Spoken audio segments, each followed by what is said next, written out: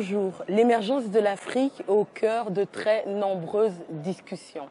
Aujourd'hui, dans notre émission Africa Europa, nous allons parler précisément de l'émergence des acteurs économiques dans l'Afrique de demain. L'émission Africa Europe continue, cette fois-ci donc avec la même configuration de notre plateau, seulement avec un nouveau venu, M. Marc Depose. Enchanté. Qui êtes-vous? Que faites-vous? Et quel est ce lien avec cette émission ou bien avec quelqu'un de ce plateau, s'il vous plaît? Mon nom est Marc Depose, comme vous l'avez très aimablement dit. Je suis juriste de formation, économiste de formation, et j'ai le plaisir de travailler avec M. Joël Bulelli depuis un certain nombre d'années et de participer à l'ensemble de ses projets et au développement qu'il est en train de mettre en place. On parle beaucoup de cette structuration des entreprises de M. Joël Bulelli, Oui. de ce qu'on appelle le OneCoin.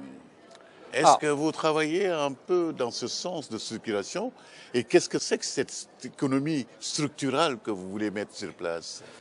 Si vous voulez, le OneCoin est simplement un outil. Il ne faut pas se tromper. Le OneCoin, c'est une monnaie cryptogramme, c'est une monnaie née dans l'Internet, dans un secteur donné et par rapport à un groupe donné. Mais je dirais que la virtualisation de l'économie et du OneCoin, elle est valable pour n'importe quelle monnaie. Votre monnaie à vous, que ce soit en euros, vous payerez dans la zone euro vis-à-vis de gens qui acceptent l'euro. Et depuis Bretton Woods et la rupture avec la parité à l'or, je dirais que toutes les monnaies sont devenues quasiment virtuelles. Sous cet angle-là, ce qui est important, c'est que, en réalité, l'émergence de ces monnaies deviennent des instruments complémentaires qui permettent d'accompagner, je dirais, d'affiner et de relancer des économies dans l'économie. Elle n'a pas pour volonté de remplacer l'argent officiel, elle n'a pas pour volonté de commencer à mettre en place un système universel, c'est simplement un outil qui doit permettre, je dirais, de développer précisément une communauté donnée, de fonctionner petit à petit, de grandir petit à petit, et de permettre, je dirais, l'émergence d'une économie qui va faire ses pas petit à petit, qui va grimper, qui va grandir, qui va grossir. L'idée est de fluidifier, de fluctuer, de donner plus d'aisance, de donner plus de souplesse à un certain segment de l'économie.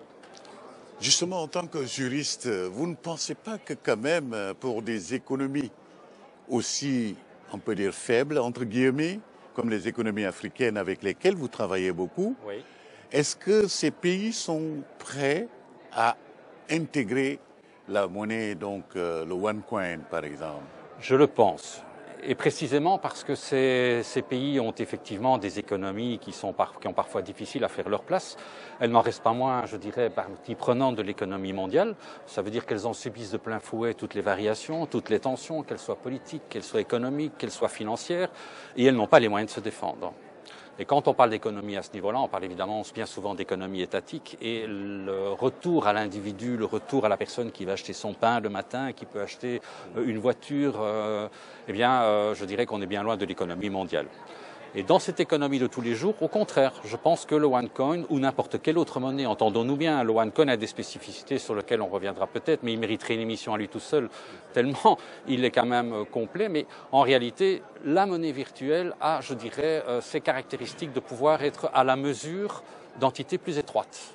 D'ailleurs, en Europe, vous avez vu l'émergence d'un tas de monnaies qui ont pour volonté d'être régionales, d'être locales, parfois d'être liées à un quartier. Qu'est-ce qu'elles traduisent fondamentalement? Elles traduisent simplement la nécessité de pouvoir, dans un système d'échange qui se veut ne pas être purement financier, être un outil de définition, un outil, une unité. Si moi, je donne des cours de droit à quelqu'un qui lui-même est plombier, je donne des cours à son fils, je donne X heures de cours. Son plombier, à son tour, viendra chez moi pour réparer ma fuite. Comment va-t-on évaluer? On est dans du troc, mais précisément, c'est ce qui a amené l'existence de la monnaie, c'est que le troc est compliqué à gérer. Et donc l'existence d'une monnaie virtuelle, il y a eu des marguerites, mais je dirais que l'imagination est au pouvoir sous cet angle-là. Chaque fois qu'on a créé des monnaies virtuelles, c'était pour la nécessité de pouvoir arriver à quantifier ces échanges informels. Et précisément dans des pays comme les pays africains, du moins dans certains d'entre eux, on est au troc, on est dans l'échange de services. Et la renaissance va passer d'abord par je dirais, le renforcement de toute cette base économique locale. Et le OneCoin vient précisément apporter cet outil d'évaluation. C'est la raison pour laquelle vous travaillez, Joël, avec M. Marc Depose? Parce que de toutes vos entreprises que vous avez, est-ce qu'elles sont vraiment prêtes à intégrer ce système? Déjà, pour répondre, avec Marc Depose, c'est pas compliqué de travailler. Donc, on travaille ensemble depuis de nombreuses années. Donc, on a, j'ai envie de dire, développé une complicité. Donc, il n'y a pas de souci de ce point de vue-là.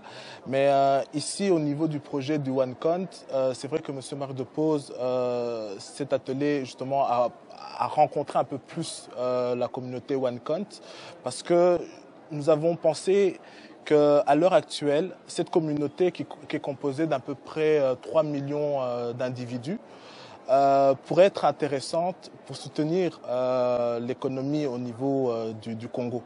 Et on donne la possibilité à cette communauté aujourd'hui de pouvoir, comment dire, cet argent qui est numérique, on leur permet d'acheter des maisons à l'heure actuelle au niveau du territoire congolais. Donc oui, je pense que cette économie a tout à fait, ce OneCount a tout à fait sa place au niveau du Congo, et l'une de mes entreprises, Leader Construct, justement soutient ce projet.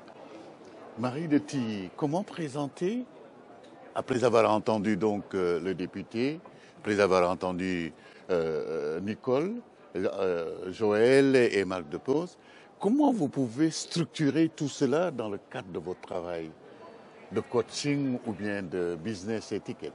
Eh bien, moi, ce que je résumerais avec une valeur qui m'est très chère, c'est le partage. Et j'ai trouvé que justement, quand Marc Depose parlait de ce troc, je trouve que ça crée un lien. Et c'est ça qui, à mon avis, est le plus important, c'est de créer du lien, créer et partager. Et je dirais que je pense que le nouveau luxe, c'est de savoir partager. Justement. Merci beaucoup, honorable, d'être venu donc nous rejoindre ici. Un dernier mot peut-être pour ce que vous avez entendu?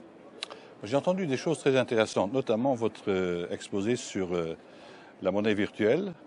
Je crois qu'elle a l'avantage de permettre le développement des activités, même sur toile de fond de crise de liquidité.